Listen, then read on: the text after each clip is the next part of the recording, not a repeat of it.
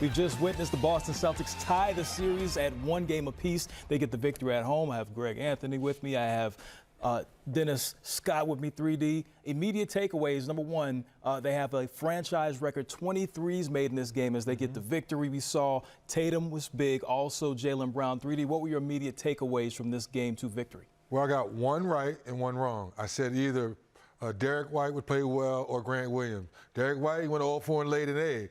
But Grant Williams, off the bench, 6 of 9 from three-point land, coming in out of Tennessee, Jay, you know that. He was an undersized 5-man in the NCAA tournament. So to see this young man step in and make big-time shots tonight in a game where, Jay, you said it, the Celtics had to win this game to make it a series. I went with the champs. I thought Giannis was going to put his imprint. He had 28, but the other players around Giannis didn't step up tonight. So I got to give Grant Williams a lot of credit.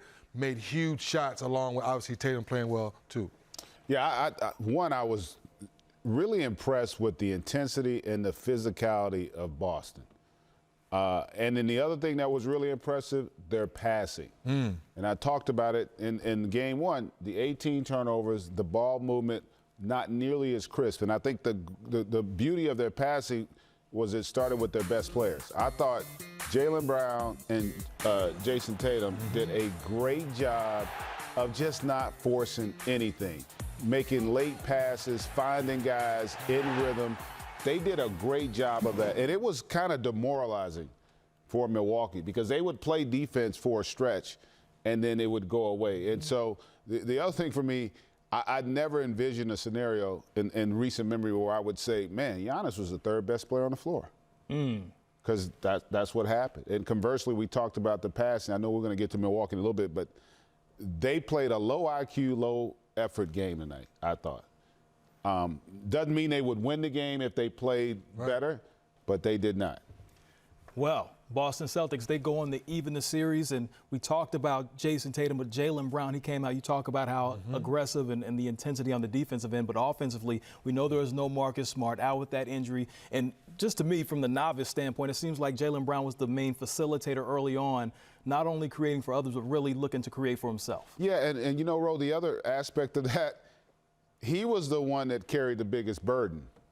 Coming into the game. You know, he was the one that really struggled with the 7 turnovers, was just completely out of sync, and it's nice to see him respond to the adversity the way he did. And you're right, I think he set the tone. When your best players come out like that, and Dennis knows, it gives everybody confidence. No, everybody started to feel good, right? And you saw how they shot it. You hit around the head, Jay, when Tatum had 8 assists and Brown had 6 assists, to your point. So when your superstars are scoring the ball, they both shot the ball well tonight. They both shot the ball well from 3, 5 of 10, and 6 of 10. So now the defense has to honor them, and you hit it on the head. Now when they're attacking, they're not thinking for me, they're thinking we, and Grant Williams was the guy tonight knocking down shots.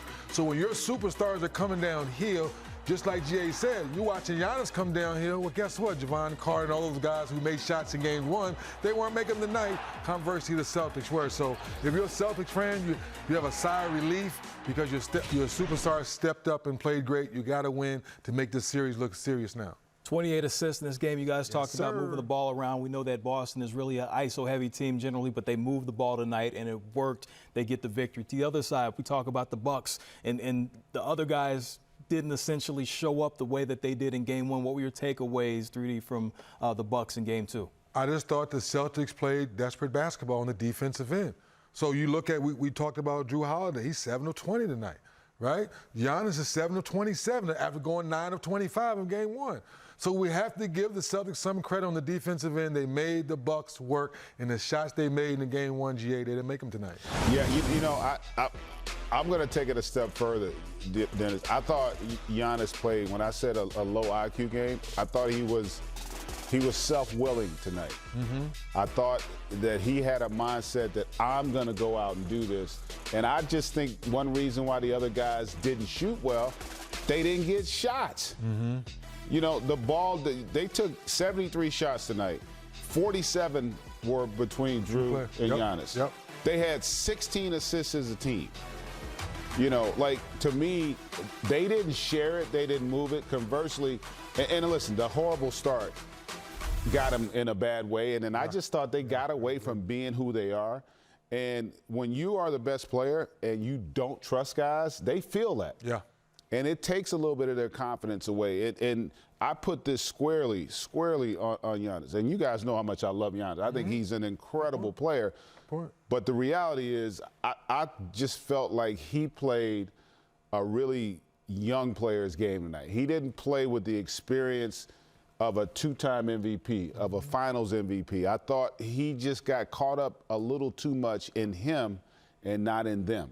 And I think it really set their team back because they were completely disjointed. They were out of sync offensively. There was too much guys standing and just watching Giannis.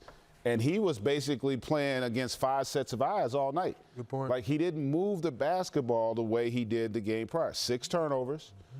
You know, he shoots 11 of 27 from the field. Again, not having it going. And you do credit Boston's defense, but you also, he helped Boston's defense because he allowed them to guard him by not forcing them to have to worry about anybody else on the floor.